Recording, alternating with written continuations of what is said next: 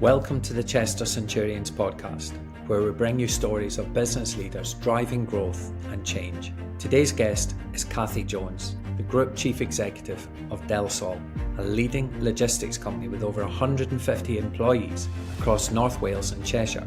From starting part-time on the phones to leading the entire group, Cathy's rise through the ranks is truly inspiring. In this episode, Cathy shares the journey of DELSOL from a two-man courier firm to a 15 million turnover group, how she embraced continuous learning and built her leadership path, insights on sustainability, adapting to electric vehicles and staying innovative in a fast changing industry, and why logistics is a key, skilled and evolving career, and how she's working to change perceptions of the industry. Kath's advice on resilience, staying open to new ideas and never giving up is a must hear for anyone building a business or climbing the leadership ladder.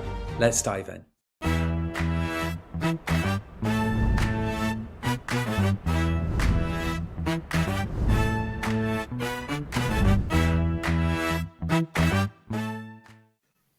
So Cathy, welcome to the Chester Centurion podcast. Thank you for having me. You're very welcome. So before we get started today, Cathy, I'd love to know more about DELSOL. I'd love to know more about what you do and how long you've been trading. Okay, yeah. So DELSOL was founded back in 2003. Two friends, Simon and Tony, shared their love of motorcycles and set up as a motorcycle courier firm. With that, it kind of grew into more packages, into parcels. They then developed into pallet networking as well. It was based down in Carnarvon. And then in 2009, they had the opportunity to expand the business into the Chester area. So they took over the APC parcel depot in Sandycroft and then remodelled that depot as they had in Carnarvon to incorporate pallet networking as well. And it's just grown from strength to strength. Sorry, go ahead. Well, sorry. I started in 2013 as customer service, answering the phone part-time. And since then, we've developed from just doing the parcels and the pallets of an international department, which has just been made into its own limited company. We're part of the HasCan network. We do storage, we do haulage and same day. So sort of one-stop shop for all your logistic needs. Wow. And you know, I don't think there's anybody that wouldn't have seen the vans on the road, right? I mean, they're pretty much everywhere. How big is the company now? Across the group, there's 150 employees. Our delivery area for parcels is all of the Wirral, Chester, as far as sort of Tattenhall, along Wrexham up to Llangollen. Then down the coast, we go down to Prestatyn, and then that borders on for the Carnarvon depot that come as far up as Prestatyn, and they do the whole of Anglesey and as far as Tywyn down towards the south. Very good. So quite a vast area, yes. It is, yeah, pretty big. And what would you say your typical client is? Who would you say your typical client is? It's varied. The majority of our customers are SMEs. Down in the Carnarvon area is a little bit different. You have more cottage industry, smaller businesses. And then obviously the more that you sort of move up towards a D-side where I'm based in the Wirral, you do have a few bigger, more corporate businesses as well. Very good. So, Cathy, you started on the phones. Yes. What position do you hold now? Group Chief Executive. Group Chief Executive. Well done. Congratulations on that. That must have been quite a journey. So what motivated you to get involved in the business in that way? And what was the driving force behind your decision to take on this sort of much more entrepreneurial role within the business? I'd been involved from starting in the office. I kind of, I guess, displayed I wanted to progress, and I've always been sort of very organised and methodical in what I do. And there was an opportunity where they were restructuring some of the business, and they wanted to bring up the HR department that was based in Carnarvon originally up to the Sandycroft depot, and they asked me if I would be interested in taking on the role. I didn't have a clue about HR, but I just said yes, which is kind of the ethos of the business. You know, you agree and then you'll find out how to do it afterwards. So I did that role for about 12 months, and I found some resistance from some of the people within the business purely because I didn't have the qualification to back up the job that I was doing. So the business very kindly put me through my CIPD level 5, and that kind of just took me from strength to strength. I enjoyed learning again. I've always done kind of training alongside work from leaving school. I don't ever think you can ever stop learning. But then the role of HR, I think, has evolved in business over time, where you are involved more in like the strategy of the business and different aspects of things. And then I've also watched a previous person run the company that wasn't have been the way that I'd done it. So I kind of put my money where my mouth is and said, give me a go. Okay. And here we are. Really cool. There was a couple of things you said there that I thought were quite interesting. And the one was never stop learning. Yeah. And the other one was, really focused on your own self-development. I guess they're the same thing, but tell us a little bit more about that. What do you mean by never stop learning? Well, you can never know too much. There's always new things coming along in business and opportunities and people. You've got to be diverse in the way that you think. I've just come off a course yesterday. In fact, I think I have my little certificate here. Hey, look at that. I can't see it. It's Shaping Sustainable Futures. And that's more about the resilience of the business, along with looking at other factors that aren't just about the bottom line, and how you can keep your business sustainable and resilient for the future, because it's an ever-changing industry. We're predominantly diesel heavy vehicles. Our carbon footprint scares me. And that's changing in terms of electric vehicles, hybrids, all the environmental factors that come with that, which then naturally impact the business model as it is. I mean, we've got workshops in both of our sites. We employ 4 heavy duty vehicle mechanics. We've got an apprentice in both sites as well. And as we're coming into electric vehicles, that's scary for them, because they've learnt on engines, that's what they work on. So again, sort of changing the way that we work and diversifying to make sure that we can keep going and growing and evolving. Really interesting. And I'm 100% believer in never stop learning. It was probably a mistake I made in my career, and I only started learning later on in my career. And I try to read at least 3 books a month now on different subjects, and I've been doing that for sort of 9 years. But before that, it wasn't important enough to me, and it was a big mistake that I made. So it was really nice and refreshing to hear that, well, one, you've progressed through the company so well, and obviously there's a lot of trust and belief in what you're doing with the business, and 2, how seriously you take your own self-development. I think there's a lot to learn from that. So what would you say some of the misconceptions are about running a business, and how do you go about addressing them? Okay, so the first misconception is that I swan around doing sweet FA. I love that.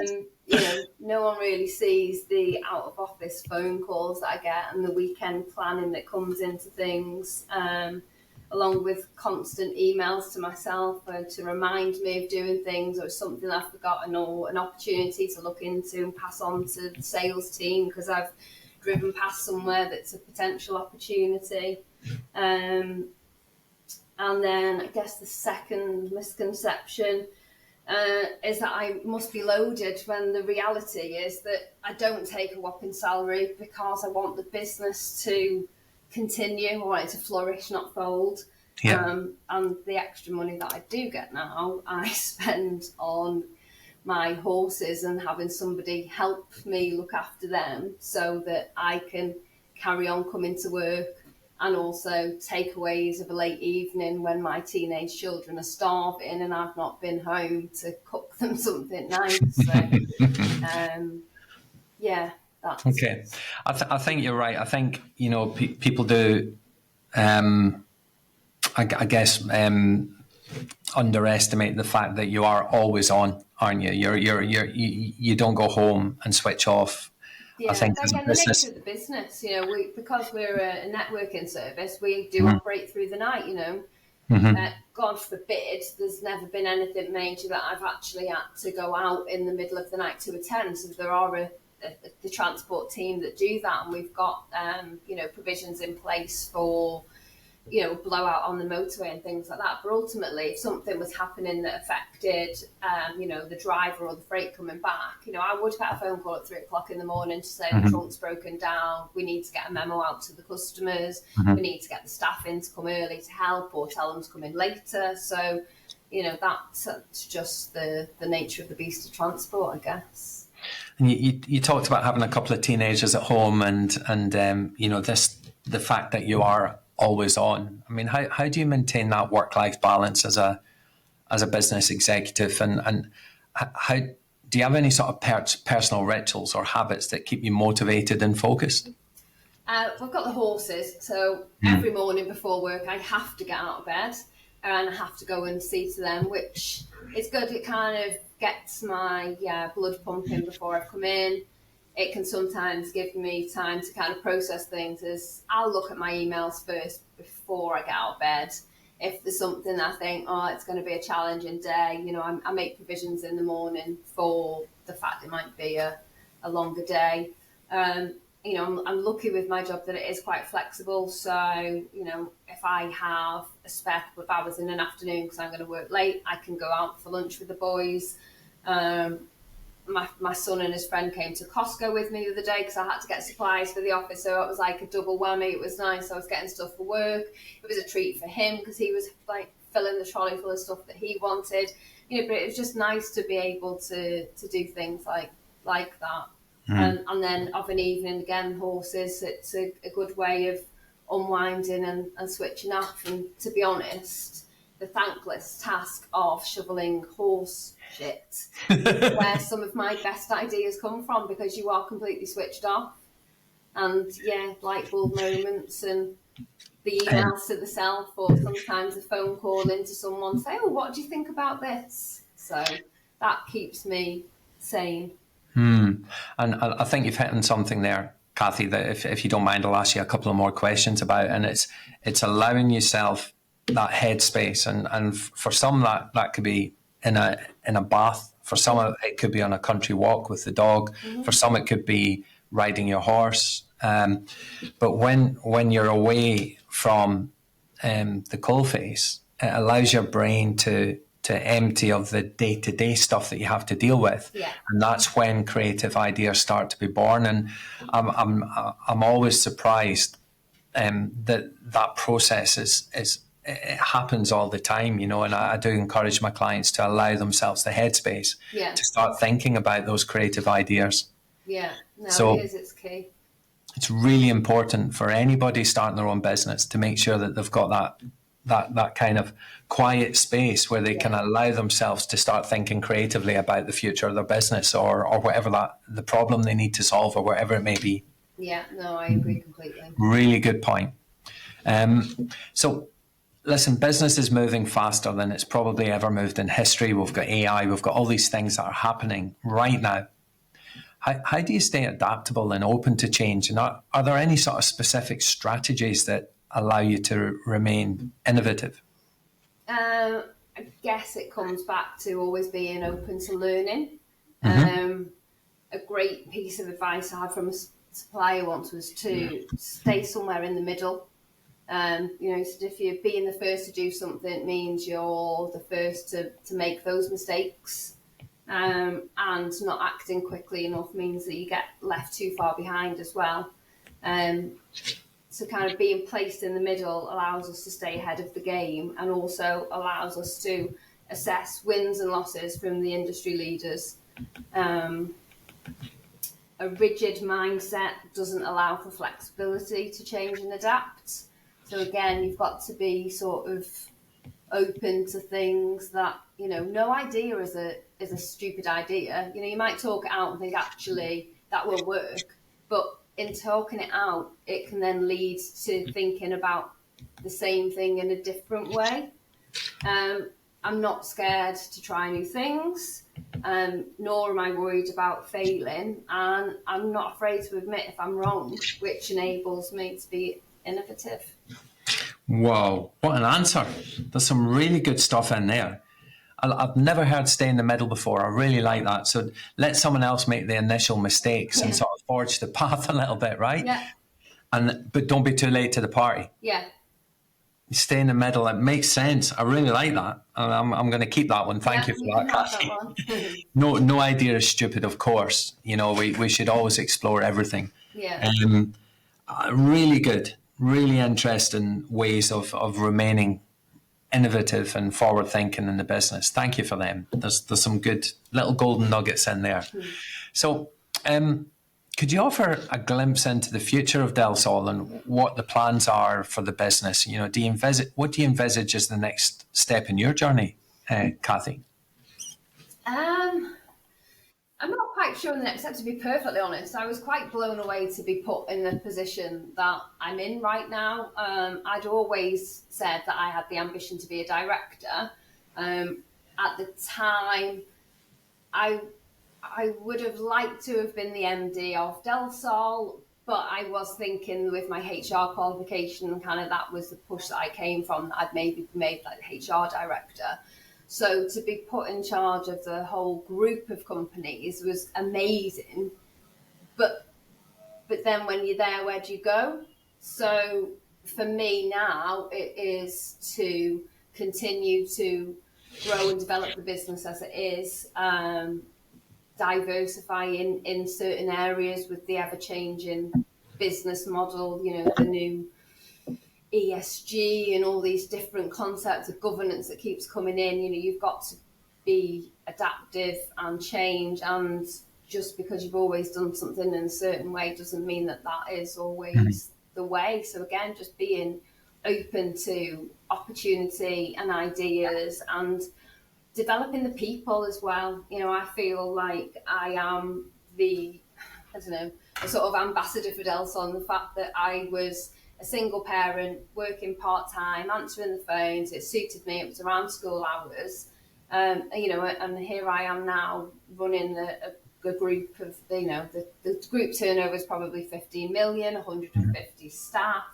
and I feel like, I can show someone that there is progression and there is opportunity, and that you literally can start at the bottom and be whatever you want to be.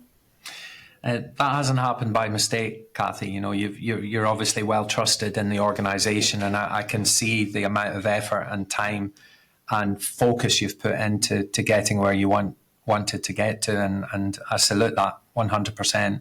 I think as well, what I'd like to see is trying to promote the industry a little bit more. I think that being a HGV driver isn't really seen as, a dumb thing to do. Historically, it seemed to be an unskilled job that, just a driver. They're not just a driver. I love driving, but I could not go out and drive and deliver parcels, be, met by some challenging customers, being phoned all day from the office saying you need to collect here, you need to collect that. You've got to really think on your feet and be adaptive and plan, and that's quite hard when you're being thrown at like different times of the day, different avenues to go down, and also the haulage drivers, the drivers that are at long distance that live in the wagons, they make fantastic money. Obviously, you're sort of paying for the kind of the lifestyle, because no, I wouldn't want to go and live in a wagon all week. But at the same time, you know, they're seeing the whole country. You know, they're driving, you know, and it's progression as well, because they've started, a lot of our drivers, from being a van driver, and we've invested in them. And they stay with us because we have given them that time, we have given them that career opportunity and that extra earning power. So I would like to see more young people coming into the industry and understanding that actually it's not an unskilled workforce. It's skilled, and it's difficult, and it's competitive, and we're always going to need delivery drivers. You know, the way, you know, e-commerce and everything moves, so it's never going to go away. Some of the job may be automated with AI machine, but you're still going to need people, and the people that want to learn and develop and grow with the business, because if I haven't got the people that want to grow, we can't grow. 100%. Thank you. Kathy, it's been an absolute pleasure having you on the podcast today, but I've got one more question for you. Okay. And it's a biggie. So I'm glad you're sitting down. Are you ready for this one? So what three pieces of advice, what are the three biggest pieces of advice you'd give to an aspiring entrepreneur, or maybe someone who's struggling with their business right now? What would you say the top three are? Keep learning. Yeah. Keep an open mind, and don't give up. We all make mistakes and things happen, but so long as you look from a positive in every situation, you will always continue to learn and develop and evolve. Keep learning. Yeah. Keep an open mind. Yeah. And don't give up. And don't give up. Don't give up. Thank you. Thank you so much. It's been a pleasure having you on, Kathy, and hopefully we can have another chat soon. Thank you. Thank you. Bye-bye. Bye-bye.